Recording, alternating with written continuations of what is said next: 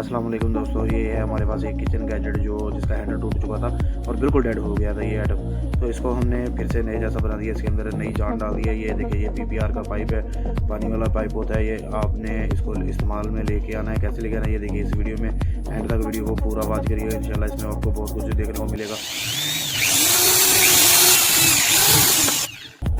तो ये देखिए जी, हमने इसको अच्छी तरह पहले इसके ऊपर चढ़ा के फिर हमने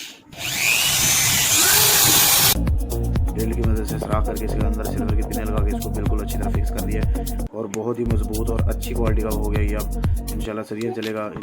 वीडियो आपके मतलब हो तो चैनल को लाइक सब्सक्राइब ज़रूर करें और अपने दोस्तों को भी सेंड किया करें ताकि वो भी इससे फ़ायदा उठा सकें। अपने भाई को इजाज़त दें, एक वीडियो में फिर मिलेंगे इंशाल्लाह।